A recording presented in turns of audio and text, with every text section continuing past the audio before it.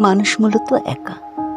জন্মের প্রথম কান্না থেকে শেষ নিঃশ্বাসের নীরবতা পর্যন্ত একটি অদৃশ্য সেতুতে হেঁটে চলে সে একাই। পাশে থাকে অগণিত মুখ, পরিচিত, আপন, প্রিয়। তবু হৃদয়ের গভীরতম ঘরে একটি দরজা সব সময় বন্ধ থাকে, যেখানে প্রবেশ অধিকার নেই কারো। কিছু অনুভূতি ভাষা খুঁজে পায় না, কিছু ব্যথা স্পর্শেও সারে না। সেগুলো জমে থাকে নীরবতার কোণে, নিজের অচেনা এক পৃথিবী হয়ে। রাত যতই গভীর হয়, মানুষ তত নিজের কাছে ফিরে আসে, দিনের সব অভিনয় খুলে রেখে। আয়নার সামনে দাঁড়ায় একা, নিরাবরণ।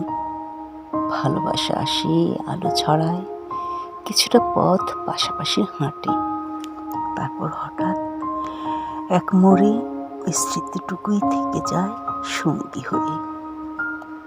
মানুষ মূলত একা, তাই সে আকাশের সাথে কথা বলে, তারার কাছে জমা রাখে তার গোপন কষ্ট, আর চাঁদের আলোয় খুঁজে ফেরে নিজেরই হারিয়ে যাওয়া অংশ। এই একাকিত্ব কোনো অভিশাপ নয়, এটাই তার সবচেয়ে গভীর সত্য। কারণ এই নিঃসঙ্গতার ভেতরে সে খুঁজে পায় নিজের প্রকৃত সত্য।